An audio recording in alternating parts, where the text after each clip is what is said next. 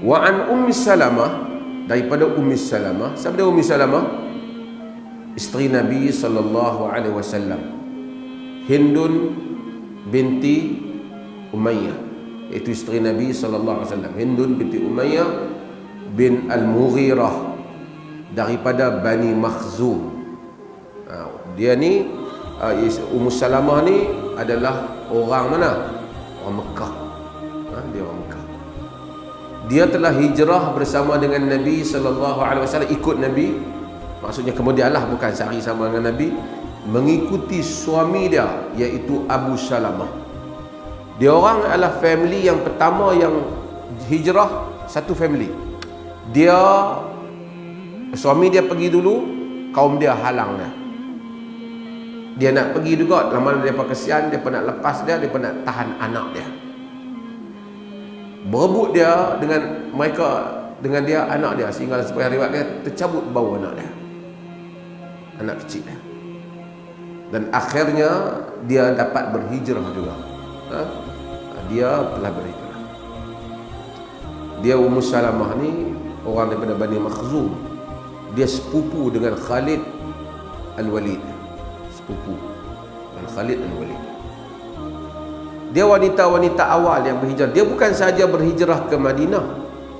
Sebelum ke Madinah, Ummu Salamah telah berhijrah ke Habsyah, Abyssinia. Kita sebut Ethiopia macam lagu Indonesia tu. Tapi Ummu Salamah hijrah ke sana. Sebab itu ada hadis yang Ummu Salamah cerita pada Nabi, dia tengok gereja Kanisah Maria yang banyak lukis-lukisan yang Nabi sallallahu alaihi wasallam bagi tahu, ulaika qaum idza mata fihim al-'abdu salih aw ar-rajul salih banaw alaihi masjida wa sawwaru lahu suwar. Depa tu adalah kaum yang apabila mati, satu orang mati, orang baik, orang soleh mati, buat masjid, lukis. Ulaika syirarul khalqi 'indallah. Mereka itu seburuk-buruk hamba di sisi Allah. Maksudnya apa? Bukan lukis saja, buat patung. Mula-mula okey, ni tok syekh kita, ni orang bagus kita. Mari keturunan ujung-ujung tunjuk sikit, ambil berkat. Lama-lama sembah. Nabi kita orang yang mula buat tu sejahat-jahat makhluk. Walaupun niat awal kerana nak memuliakan orang alim, tapi akhirnya menjerumus kepada syirik yang berlaku pada generasi yang kemudian. Sebab itu kita kena mengambil kira the consequences of our deeds, kesan daripada tindakan ataupun perbuatan kita pada masa hadapan. Cucu, sebab cucu kita nak jadi apa? Sebab tu pesanan dan ajaran ini diteliti. Jadi Ummu Salamah, dia hijrah ke sana, dia balik, kemudian dia pergi mana? Hijrah ke mana pula? Ke Madinah. Dan dia berhijrah dengan suaminya iaitu Abu Salamah. Dan kita semua tahu dalam hadis Abu Salamah, di mana Ummu Salamah ni dia sayang kepada suami dia Abu Salamah ni. Dan kemudian Abu Salamah ni telah meninggal. Dia cedera dalam perang Uhud. Kemudian dia pergi pada satu operasi, kemudian dia hilang. Dia sakit, luka dia balik dan dia meninggal. Dalam sebahagian riwayat, dalam Musnad Abu Ya'la umpamanya, suami dia Abu Salamah ni sebelum nak meninggal, dia kata, Ummu Salamah kata, ila man takiluni, kau nak tinggalkan aku kat siapa ni? Dia sayang suami dia. Suami dia doa supaya dia dapat gantian yang lebih baik daripada suami dia. Supaya dia doa, ya Allah bagi Ummu Salamah khaira min Abi Salamah, orang yang lebih baik daripada Abu Salamah. Dan kita tahu bahawasanya selepas Abu Salamah meninggal, Nabi SAW meminang Ummu Salamah. Ummu Salamah ni antara wanita Arab yang cantik Dalam sebahagian riwayat, Al-Imam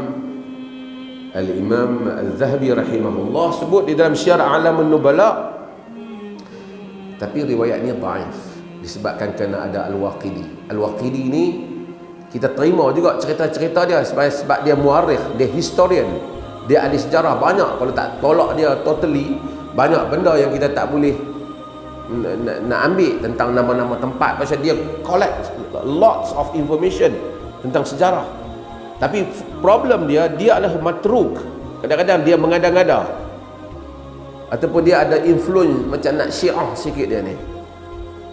Nama dia Muhammad Abu Abdullah Muhammad bin Umar Al-Waqidi. Al-Waqidi ni terkenal lah dalam sejarah. Ibn Hajar pun sebut dia dalam Fathul Bari. Waqidi buat riwayat kata, bila Nabi kahwin dengan Ummu Salamah, Aisyah kata aku sedih sangat. Orang pula duk cerita cantik Ummu Salamah ni.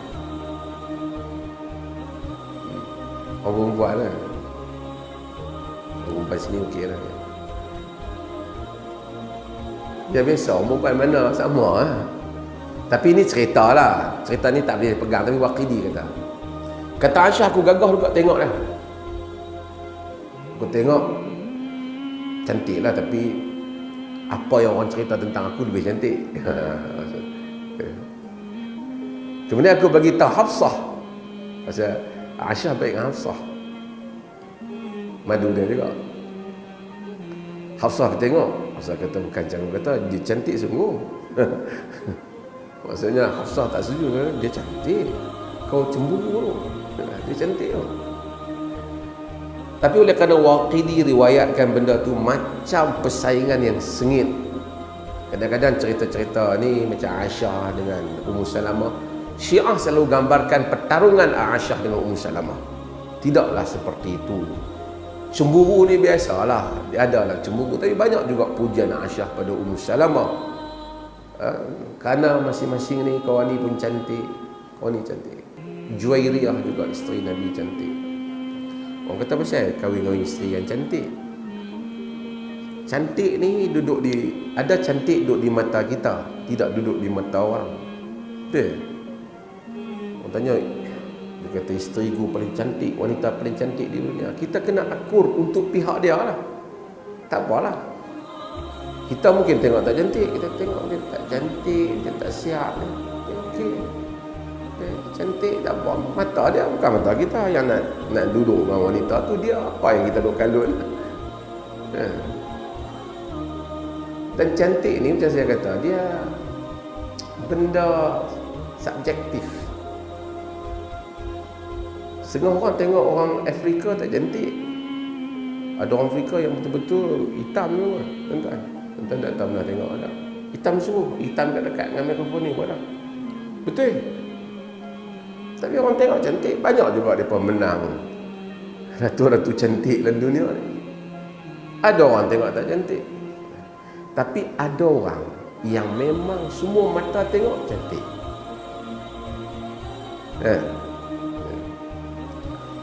Ada orang kata kalau nak kahwin jangan tengok rupa. Tak, dia kena tengok rupa yang sesuai dengan dia. Tak ada masalah, cantik ni, dia cantik.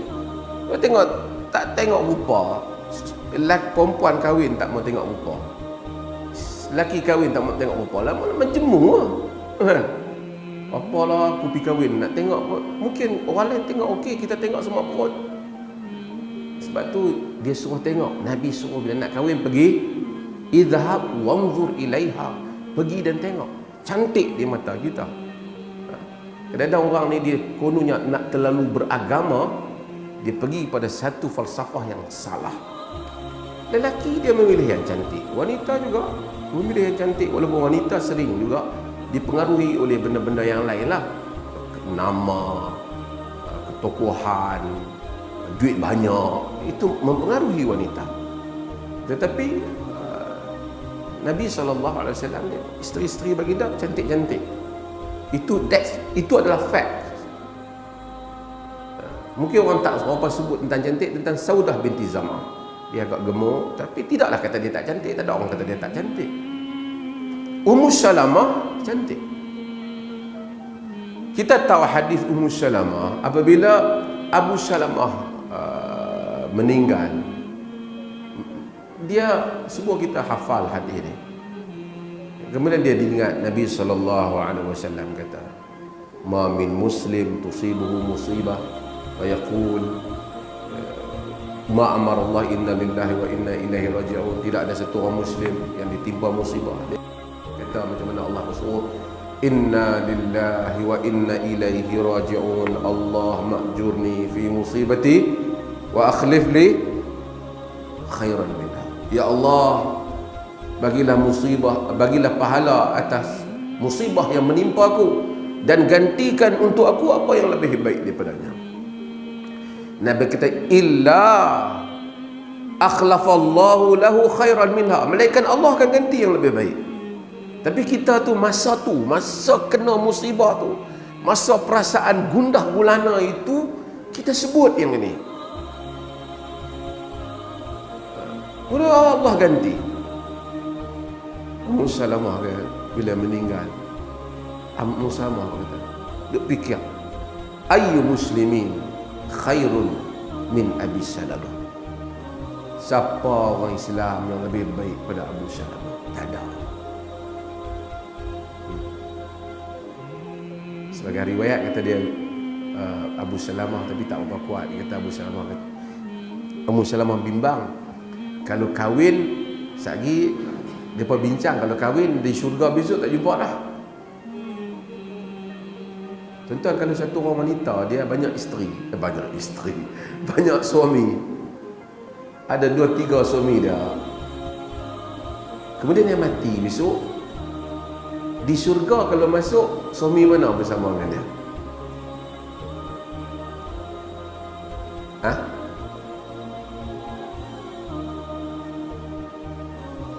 Semua saya nak jawab.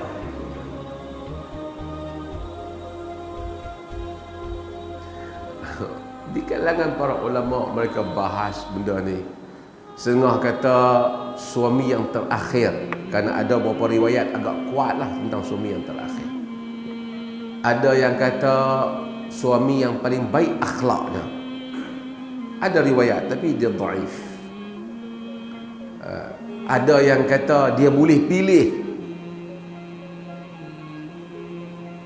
Kalau tanya orang perempuan agak yang mana? Tak akhir ke yang boleh pilih? Sebenarnya wallahu ta'ala alam. Kita tahu satu benda ya.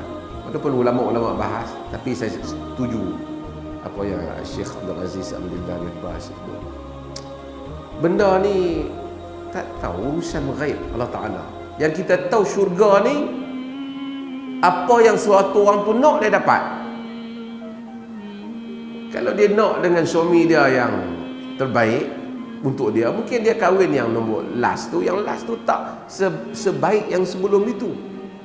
Mungkinlah. Tidaklah dalam kes Ummu Salamah dia kahwin dengan Rasulullah, tapi mungkin dia kahwin di akhirat. Mungkin di akhirat dijemu semua dia tak mahu, kan? Saya pernah cerita kat tuan-tuan, ada satu orang, isteri dia tanya, di akhirat besok kita dapat duduk balik dengan suami kita. Suami dia pergi jawab, sebelum saya jawab, dia kata, "Sudahlah, jemu." Suami dia boleh jawab sebelum saya jawab, betul je. Kesian dekat isteri dia. Dia jemu, beletiak banyak orang kali. Okey. Kata Ummu Salamah, "Ayyu muslimin khairun min Abi Salamah." Mana ada orang Islam yang lebih baik daripada daripada Abi Salamah? Kemudian dia kata, karena Abu Salamah tak awal baitin hajara ila Allah wa ila Rasulullah. Abu Salamah yang pertama, family semua hijrah kepada Rasulullah. Kemudian akhirnya siapa minang dah? Nabi SAW hantar Hatib bin Abi Balta'ah untuk meminang Ummu Salamah. Bila hantar Hatib bin Abi Balta'ah, banyak riwayat. Sebagai riwayat, Ummu Salamah kata, "Bukan aku tak mau, tapi aku ni Sebagian sebut dia kata kabirus sin. Aku ni usia banyak juga ni. Tapi ahli sejarah nak detect usia Ummu Salamah berapa, kita rasa kalau kita ikut logik dari segi umur dia mati. Ummu Salamah ni isteri Nabi yang lewat meninggal. Kalau kita tengok pada umur Ummu Salamah, boleh agak lah masa dia kahwin dengan Nabi rasanya dia 30 lebih. Mungkin 30 nak pergi ke 40, sekitar 30-an. Tapi mungkin kenapa dia kata dia umur banyak? Mungkinlah kot, andai kita lah, dia banding dengan Aisyah, mungkin. Dan juga isteri-isteri Nabi yang lain, Hafsah pun Nabi kahwin umur muda juga, lebih kurang hampir ke 30 umur Hafsah. Jadi itu kata dia. Satu dia kata wa inni imra'atun ghaira, ataupun dalam riwayat Muslim ghuyur. Aku ni satu orang perempuan cemburu. Nabi isteri banyak. Sekali aku tengok lawak aku cemburu. Tu dia punya alasan masa Nabi sallallahu alaihi wasallam pinang dia. Wa innali bintan, dan aku ada anak perempuan. Itu benda yang dia sebut pada Nabi sallallahu alaihi wasallam. Jadi Nabi dia balik dan Nabi sallallahu alaihi wasallam Nabi kata, ada pun umur kau, aku lebih tua daripada kau. Nabi lebih berusia daripada dia. Ada pun berhubung dengan anak perempuan dia kata Nabi akan doa ayyughniyallahu anha, supaya ayyughniyaha Allahu anha, supaya Allah jadikan anak perempuan dia tu taklah bergantung pada dia sangat. Ini maksudnya Nabi akan cukupkan keperluan anak perempuan dia. Mungkin dia bimbang kalau kahwin esok siapa nak cari untuk anak perempuan dia, kehidupan dan sebagainya. Nabi akan uruskan hal itu. Adapun berhubung dengan cemburu dia, ay yuzhiballahu ghairaha, supaya Allah menghilangkan cemburu dia. Dia tak cemburu. Kemudian dia kahwin dengan Nabi sallallahu alaihi wasallam. Dia banyak riwayat hadis. Saya pernah hadir satu talk anak Malcolm X, dia buat di London. Saya ada sana sabbatical. Saya ingat apa benda antara saya dengar lah dia cerita tentang pak dia Malcolm X. Mana tahu Malcolm X? Kira tahu lah. Apa saya bagus satu benda dia kata seorang wanita itu tidak boleh berkahwin dengan seorang pejuang, melainkan dia mesti berkahwin juga dengan perjuangannya. Dia cakap tentang bapa dia. Kita kalau nak kahwin dengan orang pejuang, fighter, dia tak boleh kahwin lah wanita yang dia tak memahami inspirasi dan idealisme pejuang tu. Dia tak boleh. Dia akan jadi masalah ya. Dan kalau pejuang tu kahwin, masalah dengan pejuang tu sekali. Orang yang banyak bebanan, dia kahwin. Nabi kahwin dengan isteri dia membantu dia untuk meriwayatkan riwayat-riwayat. Tapi kalau kahwin dengan isteri hak jenis dah ada jenis buat perangai pula tambah kat atas, duk buat masalah pula, pening. Sebab tu pejuang dia kena memilih tokoh yang betul ataupun calon yang betul untuk duduk dengan dia, yang boleh memahami inspirasi dia, boleh membantu tugasan dia. Kalau tidak, ramai orang politik tumbang pasal isteri dia. Isteri dia lebih kalut daripada dia lagi. Dia tu nampak macam okey ke, sebut nama isteri dia jam satu negara. Ini cerita no di belah Belanda mana tu.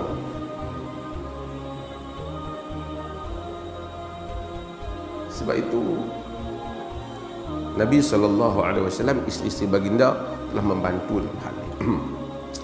Hadis ni seperti mana yang kita tahu, dia membincangkan tentang masalah pakaian wanita. Di kalangan para ulama ada yang mendhaifkan hadis ini, disahihkan oleh sebahagian tapi didhaifkan oleh sebahagian, antaranya oleh kerana dia kata Muhammad Ummu Muhammad bin Zaid, dia majhulah dalam rawi ini, dan ada dua masalah kurang-kurangnya di dalam sanad ni. Hadis ni dia nak bagi tahu kita satu benda. Dia bagi tahu kita ialah wanita kalau dia pakai baju dia tu, dalam sekalipun tak pakai kain, tak pakai seluar lah, bahasa kita ni sikit ni, tak pakai seluar dalam ke, tak pakai seluar panjang lah, tapi kain luar tu tutup dia, tak ada masalah untuk dia salat dalam keadaan begitu.